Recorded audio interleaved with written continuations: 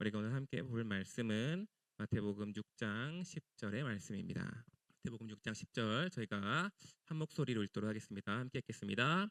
나라가 임하시오며 뜻이 하늘에서 이루어진 것 같이 땅에서도 이루어지이다. 아멘. 네, 여러분 반갑습니다. 오늘 말씀을 나누는 이 시간 하나님이 주시는 은혜가 충만하게 간절히 소망합니다. 자, 우리가 계속해서 우리가 주기도문을 보고 있었죠. 그렇죠. 주기도문을 보고 있었는데, 자, 앞서 들었던 내용들을 잠깐씩 짚어보도록 하겠습니다. 자, 맨 처음에 우리 하늘에 계신 우리 아버지여, 이 내용에서 가장 중요한 것이 뭐라고요?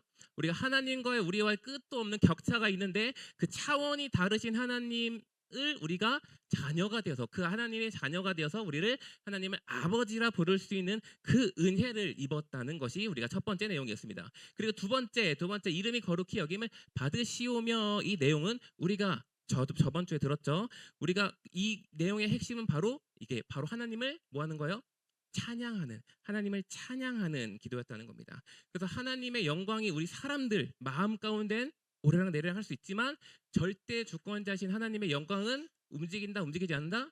움직이지 않는다. 그래서 하나님께서 모든 것을 책임지심으로 말미암아 우리가 결국 하나님을 찬양할 수밖에 없다라는 것을 우리가 함께 들었다는 겁니다. 그리고 우리가 세 번째, 이 나라가 임하시오며라는 내용을 함께 살펴보려고 하는데요. 여러분 예전 주기도문을 보면은 나라 이 임하옵시며라고 되어 있는데 이거 본 사람 있어요? 나라 이 임하옵시며. 별로 없네요. 알겠어요. 네, 네, 나라 이 임하옵시며 개정 전에 이렇게 되어 있는데 이거 약간 오해할 때가 있거든요. 나라 의로 해가지고 나라에 임하옵시며라고 의역을 할 때가 있었는데 그게 아니라 나라 이도 나라 가랑 똑같은 말이에요. 고어거든요. 그래가지고 나라 가 뭐 하는 거예요? 하나님의 나라가 어디에?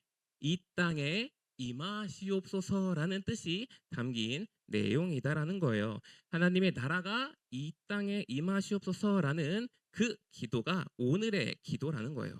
그렇다면 우리가 이 하나님의 나라가 이 땅에 임한다. 하나님의 나라가 이 땅에 임한다는 말이 무슨 말일까요? 이 내용을 우리가 함께 살펴보기 이전에 여러분 이 주기도문은 말이죠. 예수님이 가르쳐 주신 그 기도 이후에 이 2000년의 역사 동안 계속 봐왔던 해왔던 기도예요. 그러니까 이 역사가 엄청나게 오래 긴 기도문이라는 거예요. 그런데 이 기도문을 오해할 때가 있었어요. 이 나라가 임하시오며라는 말을 오해했던 그 역사들이 있는데 그 내용들을 네 가지 오해를 살펴본 다음에 우리가 본 뜻이 무엇인지 좀 살펴보도록 하겠습니다. 자, 오해의 첫 번째가 뭐냐면은 이 나라가 임하시오며라는 이 내용이 물리적으로 오해를 한 거예요. 뭐예요? 하나님 나라가 이 땅에 임하는데 뭐야? 물리적으로 임해가지고 실제적으로 영토를 확장하는 모습으로 생각했다는 거예요. 그래서 무력으로 영토를 확장하려고 노력을 했다는 거예요. 그 중에서 여기 뭐라고 나와 있어요? 대표적인 내용이 바로 11세기에 조직된 그 십자군 원정이라는 거예요. 여러분 우리가 생각해 보세요. 하나님 나라가 임하시오며 하면서 우리가 십자군을 막 원정을 뿌렸어요. 그다음에 막 영토를 확장하고 있어. 막 군인들이 싸우고 이긴단 말이야. 그러면은 뭐예요? 뭔가 되는 것처럼 보여요. 실제적으로 눈에 보인단 말이에요. 군인들도 막 모여요. 장엄해 보인단 말이에요. 그럴 듯하게 보이는데 즉각적인 해결이 보이는 듯한데 결국에는 후에 역사에 몰았어요. 엄청 안 좋게 쓰여 있죠. 무력으로 혼돈을 야기한 그 비극으로서 막을 내렸다는 겁니다. 그리고 두 번째 오해가 있습니다.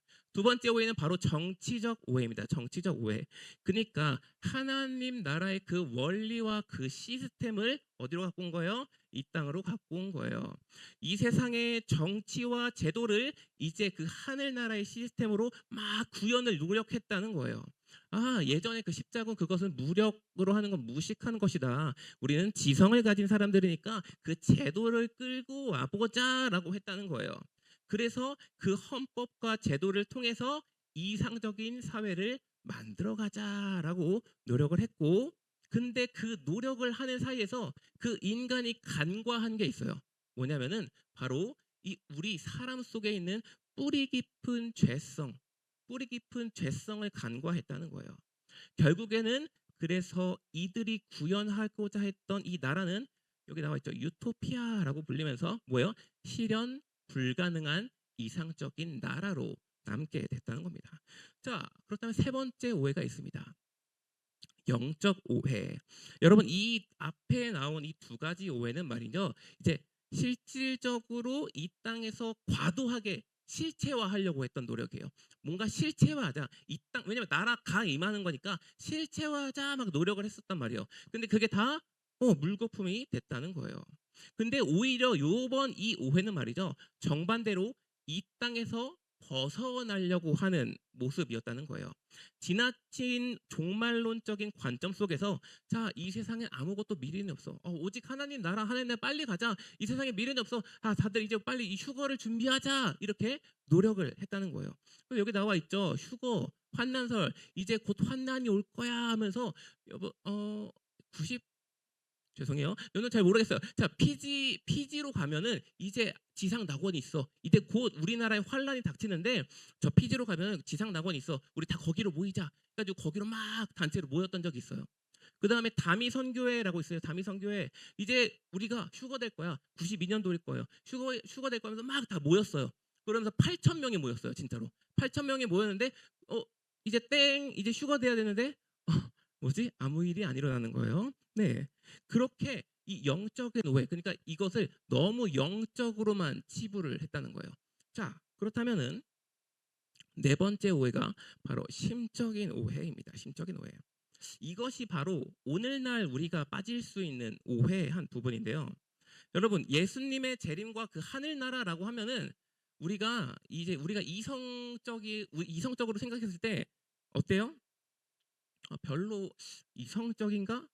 약간 그렇게 생각이 든다는 거예요. 하나님 나라? 천국? 약간 이런 것들, 예수님의 재림? 이런 것들이 비과학적인 이야기로 치부해 버리면서 그러니까 이 하나님 나라의 임재라는 것은 실제적으로 임하는 게 아니라 그냥 내 마음에 평안을 주는 거다. 그러니까 내 마음에 평강의 하나님이 임하는 거, 나와 함께 하시는 하나님, 이렇게 치부해 버린다는 거예요. 그러니까 예수님의 재림을 엄청나게 축소해 버리는 거예요. 그 능력을 단순한 평안으로서 엄청나게 축소한 모습이 바로 이 심적인 오해라는 거예요. 결국에는 이런 심적인 오해의 모습을 보면은 우리가 논리적이고 이성적이고 과학적으로 생각하는 것이 다 옳은 것은 아니다라는 것을 우리가 생각할 수 있다는 거예요. 자, 우리가 한 개의 표를 또 보도록 합시다. 자, 여러분 이게 2024년 이제 트렌드 코리아라는 어떤 책에서 나온 건데요. 현대인에게 이 불안이란 키워드가 엄청나게 중요하단 말이에요. 자, 신앙의 주요 관심사 뭐예요? 마음의 평안과 위로, 마음의 평안과 위로, 마음의 평안과 위로. 그렇죠. 그러니까 우리 기독교 안에서 너네가 신앙생활을 하고 있는데 어디에 가장 관심이 있어? 라고 물었을 때 거의 대부분 차지하는 게 뭐예요? 저게 되게 다 1위 혹은 2위로서 자리 잡고 있다는 거예요. 그렇죠. 사실 현대 사회가 되게 불안한 사회는 맞아요. 그런데 말이죠. 하나님 나라를 단지 내 마음에 위안을 주거나 안정시키는 심리적 위로로 치부해서는 안 된다는 겁니다. 왜냐하면은 예수님의 공생애가 뭐죠? 예수님께서 이제 실질적으로 예수님의 사역을 시작하는 것을 말해요. 예수님께서 이제 사역을 시작하는데 그 사역을 시작하실 때에 이제 항상 이제 예수님께서 시작하실 때에 하시던 말씀이 있는데 우리가 마태, 마가, 누가복음을 통해서 그 시작하실 때 계속 하나님 나라를 이야기하거든요. 그 내용을 좀 확인해 봅시다. 자, 예수님께 사역을 시작하실 때 그 마태복음에 이렇게 나와 있습니다. 제가 읽겠습니다. 이때부터 예수께서 비로소 전파하여 이르시되 회개하라 천국이 가까이 왔느니라 하시니라. 마가복음에 이렇게 나와 있습니다. 이르시되 때가 찼고 하나님 나라가 가까이 왔으니 회개하고 복음을 믿으라 하시더라. 누가복음에 또한 이렇게 나와 있죠. 예수께서 이르시되 내가 다른 동네에서도 하나님 나라 복음을 전하여야 하리니 나는 이 일을 위해 보내심을 받았노라 하시고라고 되어 있다는 거예요.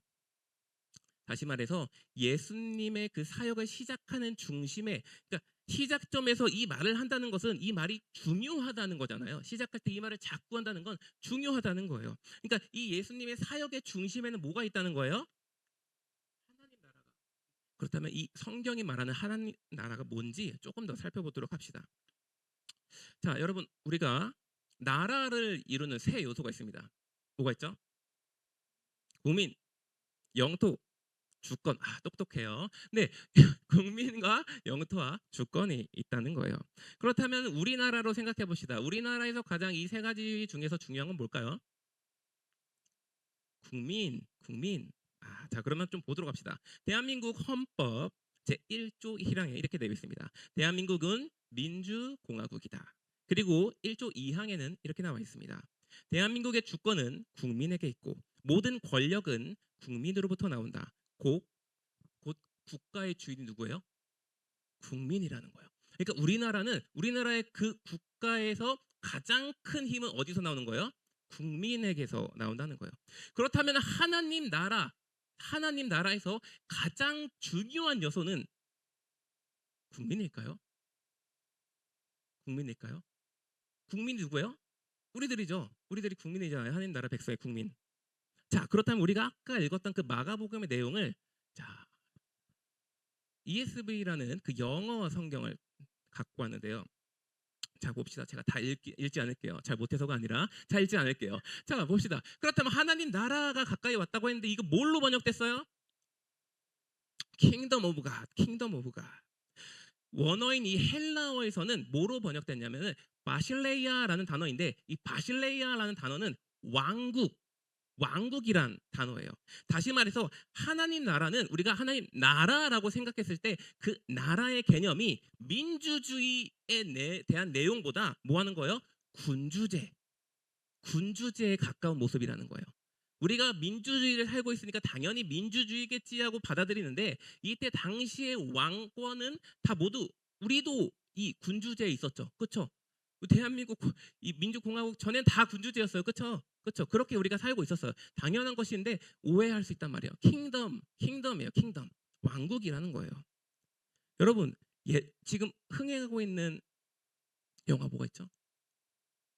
네, 그렇죠. 왕과 사는 남자. 그러니까 우리나라만 보아도 이 왕권 다툼이 엄청나게 수없이 일어나는 것을 우리가 역사를 통해 알 수 있다는 거예요. 왜요? 그 왕의 자리가 모든 통치를 잡고 있는 그 자리이기 때문이에요. 여러분 루이 14세 들어봤어요? 루이 14세? 네, 들어봤어요. 근데 찾아보니까 이 사람이 이 말을 했더라고요. 짐이 곧 국가다. 짐이 곧 국가다. 들어봤죠? 짐이 곧 국가다. 뭐 하는 거예요? 내가 짱이다라는 거예요. 어, 다 필요 없어. 그러니까 내가 다 국가야. 내가 모든 것을 다 가졌어. 그걸 얘기하고 있다는 거예요. 그리고 여러분이 모를 수도 있는데 예전에 한 어떤 알려나? 여러분 이 말 들어봤어요? 내가 조선의 국모다. 이거 알아요? 아는구나. 내가 조선의 국모다. 여러분 그렇죠? 뭐 하는 거예요? 국모를 지키기 위해서. 왜냐면 그러니까 희생할 수 있다는 거예요. 그 국모를 위해서. 왜요? 그 자리가 그 모든 나라를 다 담고 있기 때문이에요. 그러니까 왕권이란 이런 거예요. 그 한 사람이 가진 영향력이 엄청나다는 거예요. 물론 역사 왜곡이죠, 민씨 가문에. 그렇죠? 아무튼 넘어갑시다. 자, 아무튼 제가 이야기하고 싶은 것은 국민, 영토, 주권 중에서 하나님 나라에서 가장 중요한 게 뭐예요? 주권이라는 거예요. 하나님 나라에서 가장 중요한 거는 주권이라는 거예요. 조금 더 나은 정도가 아니라 방금 얘기했던 것처럼 전부라고 말해도 과언이 아닐 정도의 내용이라는 겁니다. 그렇다면 이 하나님 나라가 임한다라는 내용은 이렇게 이야기할 수 있다는 겁니다. 하나님의 주권이 임한 영역. 그렇죠? 나라를 주권으로 바꾼 거예요. 전부라고 해도 과언이 아니라고 했죠. 하나님의 주권이 임한 영역을 하나님의 나라가 온 것으로 말할 수 있다는 것입니다. 그리고 이 하나님의 나라는 성경에서 점진적으로 나타나게 되는데 우리가 그 내용을 좀 보도록 합시다. 따라오고 있죠? 자, 봅시다. 자, 하나님의 나라의 점진적 계시라고 되어 있는데 이게 뭐냐? 자, 맨 처음에 하나님의 나라라고 했을 때 우리가 너무 먼 미래만 생각하면 안 돼. 우리 과거에도 하나님 나라가 있었어요. 어디가 있었어요? 이스라엘이 하나님의 나라였어요. 왜요?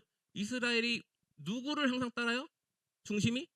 여호와 하나님, 항상 여호와 하나님 말씀해가지고 불기둥 구름 기둥하고 왜 뭐 하고 항상 하나님 중심.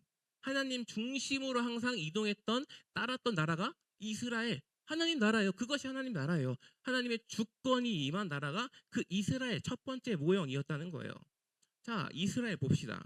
여러분, 하나님께서 아브라함이란 한 사람을 통해서 하나님 나라를 이미 오래 전부터 세우셨다는 겁니다. 그런데 그 이스라엘은 되게 실제적인 나라죠. 지금도 있죠. 지금 유대인이라고 부르고 있습니다. 그러나 이 나라는 예수님이 오시기 전에 그림자의 역할을 했어요. 그림자의 역할. 아직 완전하다, 완전하지 않다? 완전하지 않다. 완전하지 않은 그림자와 같은 그런 모습이라는 겁니다. 그리고 이 그림자가 있다면 실제가 있다는 거죠. 실제가 바로 이것입니다. 2000년 전 예수님께서 이 땅에 오셨습니다. 그리고 그 십자가의 대속을 통해서 우리가 하나님을 누구라 부를 수 있어요?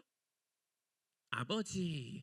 그러니까 예수님을 통해서 우리가 하나님을 아버지라고 부를 수 있다는 거예요. 하나님을 아버지라고 부를 수 있는 그 자녀된 권세를 우리에게 주셨다는 거예요. 그렇다면 국민이 생겼죠. 영토는 하나님께서 있는 그러니까 주권이 뻗치는 영역이 영토겠죠. 주권이 있고 주권 당연히 있죠. 그렇죠. 이제 뭐가 형성됐어요? 하나님 나라가 형성이 됐어요. 국민 있죠. 하나님의 주권 있죠. 이제 영토 있죠. 하나님 나라가 형성됐다는 거예요. 자, 여러분, 우리가 지난 시간에 들었듯이 우리가 섬기는 하나님은 거룩하시고 아름다우신 하나님이시라는 겁니다. 그렇다면은 그분이 다스리는 나라는 어때야 됐을까요? 아름다워야죠. 하나님이 아름다운데 그분이 통치하는 나라가 아름답지 않으면 안 되겠죠. 아름다워야 된다는 겁니다. 그의 나라는 사랑이 가득해야 되고 기쁨이 넘치고 거룩이 살아 있어야 된다는 겁니다. 그런데 우리가 그 나라를 살고 있다는 거예요. 근데 그 나라가 어떤가요, 여러분? 여러분이 살고 있는 나라는 어떠세요? 우리가 이 하나님을 사랑의 하나님이라고 말하지만 우리의 삶 속에서는 그 사랑의 하나님이 엄청 희미하게 보일 때가 있다는 겁니다. 사랑의 하나님이 맞아? 그의 나라가 임했다고 했는데 그의 나라가 임한 게 맞아? 라는 생각이 든다는 것이죠. 괴리에 있는 거예요. 나는 완전한 하나님과 함께하는 주의 자녀인데 내 삶은 완전하지 않은 거예요. 괴리 속에서 있다는 거예요. 그리고 그 괴리 속에서 우리가 뭐를 소망하게 되는 거예요? 재림을 소망하게 되는 거예요. 재림을 통한 하나님 나라의 완전한 완성을 희망하게 되는 거예요. 하나님 나라는 완전하게 임했고 내 삶에 완전히 임했는데 아직 난 그렇지 못한 삶을 살고 있으니까 괴리 속에서 저 재림을 소망하게 된다는 거예요. 자, 그 재림에 대한 내용이 우리가 계시록을 보면 나와 있는데 우리가 이 계시록의 내용을 함께 한 목소리로 읽도록 하겠습니다. 함께 읽겠습니다. 또 내가 봄에 거룩한 성 새 예루살렘이 하나님께로부터 하늘에서 내려오니 그 준비한 것이 신부가 남편을 위하여 단장한 것 같더라. 모든 눈물을 그 눈에서 닦아 주시니 다시는 사망이 없고 애통하는 것이나 곡하는 것이나 아픈 것이 다시 있지 아니하리니 처음 것들이 다 지나갔음이로라. 보좌에 앉으신 이가 죄송해요. 보좌에 앉으신 이가 이르시되 보라 내가 만물을 새롭게 하노라 하시고 또 이르시되 그 말은 신실하고 참되니 기록하라 하시고. 여러분, 예수님께서 재림하시는 그 날에 말이죠, 모든 것을 새롭게 하신다고 합니다. 모든 눈물을, 모든 아픔을 다 씻기신다고 합니다. 그러니까 우리가 소망하는 거예요. 그러니까 우리가 소망할 수밖에 없다는 겁니다. 그런데 아까 제가 얘기했죠, 우리는 그 사이에서 이렇게 생각하게 된다는 겁니다. 그러니까 그 나라가 오기 전에는 이 땅은 우리가 구원은 받았지만 사단이 통치하고 있고 사단이 그 승리의 깃발을 이 땅에서 꼽고 있고 하나님의 통치가 미미한 세상이구나, 이러한 생각을 한다는 거죠. 근데 그게 아니라는 거예요. 그게 아니라는 거예요. 우리의 생각은 이 땅은 사단이 지배하고 있고 사단이 승리하는 것, 그다음에 주님의 이 재림이 오면은 이제 우리가 승리하는 것이라고 생각하는데 그것이 아니라는 거예요. 여러분 사단의 세력은 이미 완전히 꺾였습니다. 2000년 전 예수님의 십자가 부활을 통해서 완전히 꺾인 거예요. 패배했다는 거예요.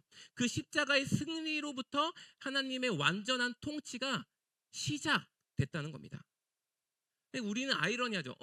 하나님의 그 나라가 그러니까 하나님의 완전한 통치가 시작됐다고 했는데 내 삶은 왜 이렇지? 라는 생각을 하게 되잖아요. 그렇다면 이 내용을 이 유명한 신학자였던 오스카 콜만이 이런 비유를 했습니다. 여러분 노르망디 상륙 작전 들어보셨습니까? 네, 노르망디 상륙 작전. 여러분 이 2차 세계 대전의 그 종지부를 찍을 수 있었던 아주 결정적인 이 전투가 바로 이 노르망디 상륙 작전이었다는 겁니다. 이 역사적으로 이 노르망디 상륙 작전은 이 2차 세계 대전에서 이제 승패를 딱 가르게 한 아주 중요한 전투였다는 겁니다. 그리고 그 작전 개시일을 D-Day라고 합니다. D-Day 우리가 많이 쓰죠. D-Day 날 이제 1944년 6월 6일이었습니다. 6월 6일 날 이제 그 작전이 시작되었다는 겁니다. 그런데 이 작전을 통해서 뭐 했다고요? 우리의 승리가 연합군의 승리가 확정되었다고요. 이 D-Day 이 노르망디 상륙 작전을 통해서 연합군의 승리가 이제 완전히 기울어졌어요. 확정됐다. 이거는 질 수 없어요. 100%로 99%가 아니라 100% 이긴 전쟁이라는 거예요. 그런데 실제적으로 전쟁이 언제 끝나냐? V-Day라고 하거든요. V-Day. 그것을 1945년 8월 15일이라는 겁니다. 1년도 넘는 격차가 있다는 거예요. 다시 말해서 이 노르망디 상륙 작전 D-Day를 통해서 승패는 모두 결론이 났어요. 다 끝났어요. 승리했어. 연합군이 다 승리를 했어요. 근데 전쟁의 종전은 이루어지지 않았다는 거예요. 국지전이 계속 벌어졌다는 거예요. 그 사이를 살고 있는 거예요. 우리가 우리 신자들이 우리 완전한 승리를 다 얻었어. 근데 아직 종전은 되지 않았어. 이것을 가리켜 이렇게 얘기했습니다. Already but not yet. 이미와 아직 사이를 살고 있다는 거예요. 우리가 이미 우리는 승리했지만 아직 완전한 승리를 얻지 못한 그런 우리 상황을 말하고 있다는 겁니다. 여러분 예수님의 십자가와 부활로 여러분 우리의 승리 하나님의 통치가 완전하게 임했어요. 이거 100%예요. 100%인데 최후 승리는 아직 오지 않은 상황이에요. 여러분 자 생각해 보세요. 여러분 군사들이에요. 노르망디 다 알아요. 이 기점을 통해서 우리가 다 알았어요. 우리가 이겼다. 연합군이 승리했습니다. 이제 했는데 전쟁이 끝나요? 안 끝나요? 안 끝나요. 국지전이 벌어져요? 안 벌어져요? 벌어져요. 벌어지는 가운데 전쟁이 더 엄청 심해졌다고 나와 있어요. 역사를 보면은. 그러면서 옆에 있는 다 군인들 막 죽어가는 거예요. 그러니까 승패는 이미 갈렸는데 국지전이 계속되고 전쟁이 계속 일어나면서 옆에 있는 사람 죽어나고 막 그런 상황이 벌어지면 여러분 마음이 어떻겠어요? 뭐야 이게? 이겼는데 이미 다 이겼는데 마음이 너무 안 좋지 않겠어요? 제발 항복해라. 끝났다. 빨리 평화가 왔으면 좋겠다.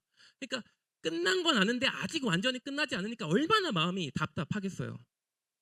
그렇다면 여러분은 그렇다면 예수 그리스도 완전한 종전 그리스도의 재림을 얼마나 기다리고 있나요? 얼마나 기다리고 있나요? 얼마나 소망하고 있나요? 수많은 고통을 통과하고 있는 그 군인들의 바램처럼 주님 속히 오시옵소서. 주님 속히 오시옵소서.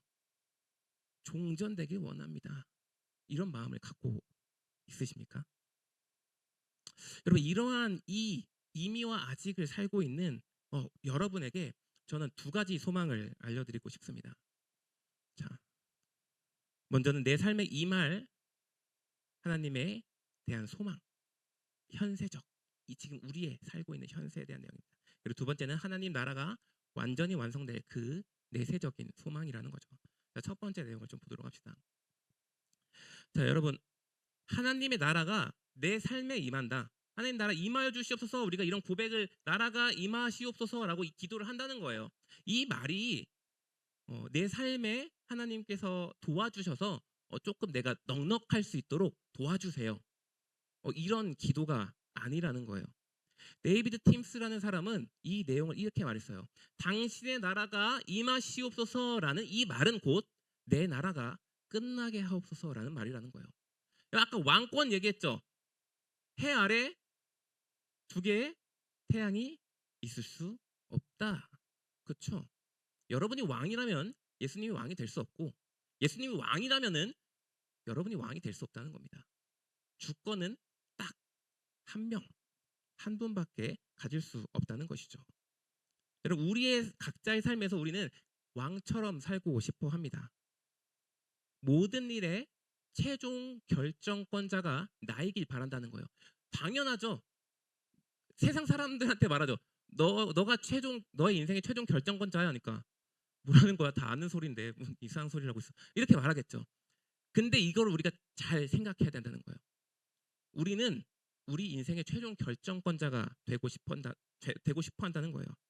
그런데 하나님 나라가 내게 임한다는 것은 하나님이 나의 왕좌에 오른다는 거예요. 모든 선택이 하나님에게 있다는 거예요.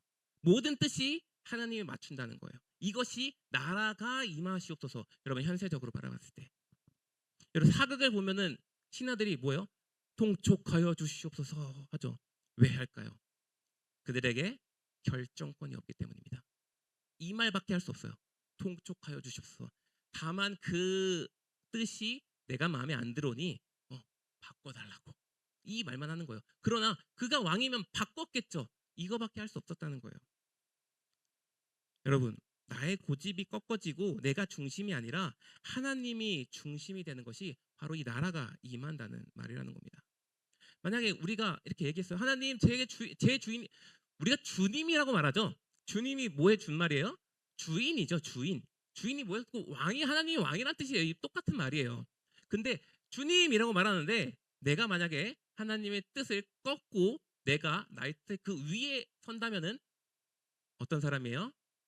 영모의 상을 가진 사람이죠. 그렇죠? 반역자라는 거예요. 네. 그러니까 우리가 이것을 우리의 결정과 생각과 나라가 임한다는 것을 잘 생각해야 된다는 거예요. 여러분, 우리가 하나님을 왕으로 모셔야 된다라는 이 말은 여러분에게 무조건 강요를 하는 것이 아니에요. 우리가 앞서 어떤 기도를 했어요?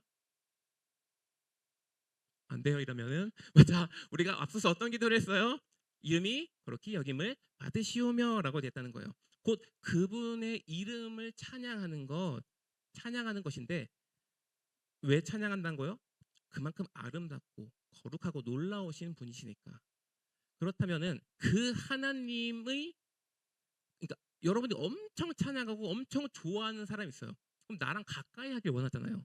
그러니까 나라가 임한다는 건 내가 방금 이름이 거룩히 여김을 받으시오며라고 내가 고백했던 그 아름다움이 내 삶에 임하길 원합니다라는 거예요. 그러니까 이 전의 기도가 돼야 이 기도가 되는 거예요. 내가 하나님의 아름다움을 모르면 내 삶에 임하면 안 되죠. 내가 전혀 모르는 하나님인데 뭐 내 삶에 왜 오세요? 이거죠. 나 전혀 몰라요 하나님. 이거죠. 하나님이 정말 아름다움을 알아야 나라가 임하시옵소서가 된다는 거예요. 이해하시겠어요? 그러니까 하나님의 통치를 받는 것은 강요가 아니라 복이라는 거예요.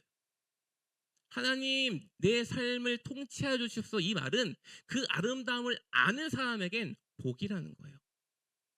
자, 이것이 현세적인 그 상황이고, 자, 두 번째는 하나님 나라가 완성될 날에 대한 소망이라는 겁니다. 여러분, 우리가 아까 네 가지 오해를 봤죠. 나라가 임한다는 것에 네 가지 오해를 봤는데 이게 이 오해를 보면 생각할 수 있는 게 한쪽에만 과하게 치우치면 안 되는구나라는 것을 생각하게 돼요. 그런데 우리는 오늘 우리의 삶에 하나님 나라가 임할 것을 소망하지만 여전히 비천하고 연약한 우리의 모습을 발견한다는 겁니다. 근데 그 가운데 그렇기 때문에 D-Day와 V-Day, 이미와 아직 사이를 살고 있는 우리들이기 때문에 하나님 나라를 소망하게 되는데 어떤 소설의 한 부분을 제가 갖고 왔는데 스크루 테이프의 편지라는 내용인데 이것은 고차망마가 있어요. 고차망마. 군대 다녀오셨죠? 아, 미안해요. 네. 자, 고차망마가 있고 신차망마가 있어요. 근데 이 고차망마가 신차망마에게 조언을 해주는 소설인데 그 소설 중에 한 부분을 제가 갖고 온 거예요. 제가 읽어볼게요. 풍요로운 중년기를 보낼 경우에는 우리의 입지가 한층 확고해진다.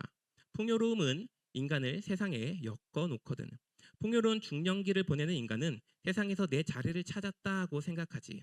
갈수록 높아지는 명성이 아니에요. 명성이에요. 죄송해요. 넓어지는 교제권, 나는 중요 인물이라는 의식, 열중할 수 있는 즐거운 일이 가중되는 압력 등은 이 땅이야말로 편안히 안주할 수 있는 고향이라는 인식을 심어주는데 이것이야말로 우리 누구예요? 사단이 바라는 바다라고 되어 있어요. 방금 우리가 얘기한 게 있겠듯이 우리가 이 삶에서 하나님의 통치를 바라야 되고 이 삶에서 우리가 하나님 안에서 즐거움을 누리고 감사하는 삶을 살긴 해야 돼요. 그러나 이 땅에서 안주하려고 하는 그 모습을 갖고 있어서는 안 된다는 거예요. 안주하면서 꿈꾸는 인생을 살면 안 된다는 거예요. 아, 하나님 나라가 임하고 하나님과 함께 살면서 나도 할 것도 하고 좋은 사람들과 내 직장과 풍요롭게 살아가면서 그래 이 세상이 전부인 것처럼 살아가면 안 된다는 거예요. 하나님과 함께하는 삶이기 때문에 감사한 삶이지 이 삶이 너무나 좋기 때문에 이 땅이 너무나 좋기 때문에 이 땅의 완전함을 꿈꾸면서 살아가면 안 된다는 거예요. 하나님 나라를 꿈꿔야 된다는 거예요. 여러분 초대교회 성도들은 수많은 환란과 박해 속에서 주님의 오심을 엄청나게 갈망했다고 해요. 박해를 여러분 예수 그리스도를 믿는다는 이유로 여러분에게 박해를 한다고 생각해요. 생각해 보세요. 얼마나 힘들어요. 그래서 그들이 만날 때마다 마라나타라고 해요. 마라나타. 마라나타라는 뜻은 뭐가 담겨 있냐면 주님 속히 오시옵소서. 주님 속히 오시옵소서. 만날 때마다 마라나타. 그다음에 하나님께 나아갈 때마다 마라나타. 마라나타 뭐예요? 주님 너무 힘들어요. 힘들어 죽겠어요. 주님 속히 오셨어. 마라나타, 마라나타. 그 나라를 계속해서 꿈꿔왔다는 거예요. 여러분은 주님의 재림을 꿈꾸고 있습니까? 음. 되게 주님의 재림? 아, 무슨 소리야? 아, 절대 아니에요, 여러분. 네. 그날이 도적같이 온다고 나와 있어요. 언제 올지 몰라요. 음. 여러분 그날을 소망하시길 바랍니다. 고린도전서 13장 12절에는 이렇게 나와 있는데요. 제가 읽겠습니다. 우리가 지금은 거울로 보는 것 같이 희미하나 그때에는 얼굴과 얼굴을 대하여 볼 것이요 지금은 내가 부분적으로 하나 그때에는 주께서 나를 아신 것 같이 내가 온전히 알리라. 아멘. 여러분 여기서 나온 이 거울은 말이죠. 과거에는 청동 거울이었어요. 그래서 보면은 힘이 잘 안 보여요. 그걸 말하고 있어요. 그러니까 그때에는 이 거울, 청동 거울을 보는 것 같이 우리가 예수님을 아는 것. 그렇죠? 우리가 이 땅에서 예수님 알아요, 몰라요? 알고 있어요. 이 말씀을 통해서 기도를 통해서 예수님을 알아가고 있어요. 근데 그 작은 공간에서 그 작은 삶 속에서 예수님의 아름다움을 맛보긴 한다는 거예요. 아, 예수님 아름다운 분이구나. 아, 하나님 거룩하신 분이구나 하면서 그걸 알기 때문에 우리가 여기 모였죠. 그렇죠? 알기 때문에 모인 거예요. 그 하나님의 아름다우신가 선하심과 그 사랑을 알기 때문에 여기 모였는데 근데 그게 뭐가 되고요? 마치 거울과 같이 청동 거울을 보는 것 같이 엄청 희미하대요. 근데 예수님이 재림하실 때 어떻게 되냐면은 얼굴과 얼굴을 맞대어 보듯이 얼굴과 얼굴을 마주하여 보는 것처럼 주님이 나를 아시는 것처럼 내가 주님을 안다고요. 막 벅차지 않아요? 주님이 여러분을 아시는 것처럼 여러분이 주님을 알게 된대요. 아, 상상이 전혀 안 가요. 어, 소망하시나요? 여러분, 우리가 이 기대하는 것, 이 가슴 떨리는 이야기가 여러분의 그 이야기가 됐으면 좋겠습니다. 우리가 조그맣게 알고 있는 그 예수님의 사랑, 하나님의 놀라우신 아름다움이 완전하게 된대요. 청동것, 막 희미하게 불투명하게 보이는 그것이 완전하게 될 때 얼마나 벅차겠습니까, 여러분? 여러분 외국의 찬양 중에 한 구절을 번역한 내용이 있습니다. 이걸 보고 이제 말씀을 마치려고 하는데요. 우리 함께 읽어보도록 합시다. 자, 함께 읽겠습니다. 시작. 믿음은 마침내 보는 것으로 바뀌고 소망은 기쁨 가운데 성취되지만 사랑은 하늘에서 더욱 빛나리라. 여러분의 믿음은 예수님을 볼 때에 바뀌게 됩니다. 그렇죠? 끝난 겁니다. 내가 다시 올 때 믿음을 보겠느냐라고 얘기하죠. 그렇죠. 보는 것으로 바뀌고 소망 뭐예요? 재림을 소망합니다. 근데 재림이 됐어요. 뭐예요? 기쁩니다. 성취됐어요. 그래서 기쁨으로 끝내요. 성취됩니다. 그러나 사랑은 영원토록 그 하늘에서 빛나리라라고 되었다는 겁니다. 여러분 그분의 아름다움과 그분의 한량없는 사랑은 그의 나라로 달아갈 때 더욱더 이 땅보다 더욱더 빛난다는 거예요. 얼굴과 얼굴을 마주하는 것처럼 우리가 더 깊이 깨닫게 된다는 겁니다. 그렇기 때문에 믿음, 소망, 사랑 중 제일은 사랑이다. 이것이 하나님의 그 속성을 정확히 얘기하고 있는 그 말씀이라는 거예요. 여러분 그 하나님, 그 사랑의 하나님의 나라가 오늘 여러분의 삶에 임하길 소망합니다.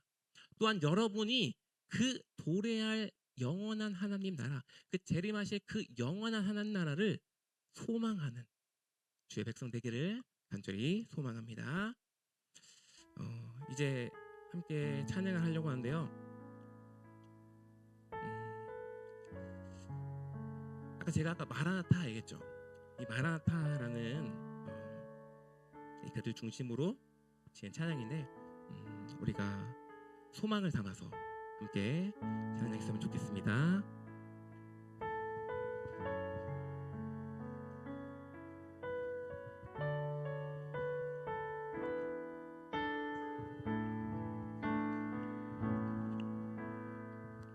마라나타 주 예수여 어서 오시옵소서. 땅의 모든 끝 모든 족속 주를 찬송하게 하소서. 마라나타 마라나타 주 예수여 어서 오시옵소서. 모든 열방이 주께 돌아와 춤추며 경배하게 하소서. 우리 주님 다시 오실 길을 만들자. 십자가를 들고 땅끝까지 우린 가리라. 우리 주님 하늘 영광 온 땅 덮을 때 우린 땅끝에서 주를 맞이. 마라나타 마라나타 마라나타. 아멘. 주 예수여 오시옵소서. 마라나타 마라나타. 아멘. 주 예수여 오시옵. 우리 주님 다시 오실. 우리 주님 다시 오실 길을 만들자. 십자가를 들고 땅끝까지 우린 가리라. 우리 주님 하늘 영광 온 땅 덮을 때 우린 땅끝에서 주를 맞이. 마라나타 마라나타 마라나타. 아멘. 주 예수여 오시옵소서. 마라나타 마라나타. 아멘. 주 예수여 오시옵. 내 사모가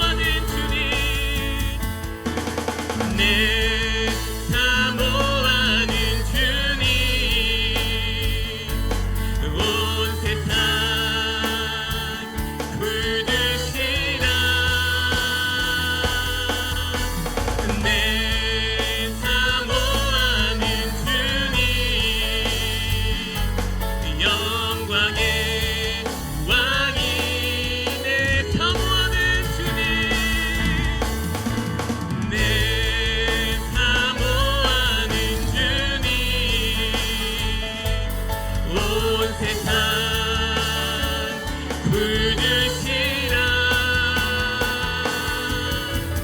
내 사모하는 주님, 영광의 왕이시라.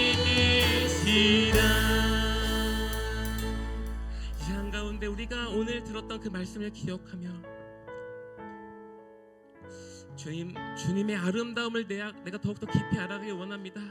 그 아름다움을 내가 더 깊이 알므로 말미암아 주님의 나라가 내게 임할 것을 소망하며 나아갑니다. 주님, 이 마음을 도와주시옵소서. 내가 나로서 이 마음을 가질 수가 없습니다. 주님, 이 마음을 내게 도와주시옵소서라는 마음을 우리가 붙잡고, 우리가 다시 한번 주님의 이름을 붙잡고 기도하며 나아가겠습니다. 기도하겠습니다.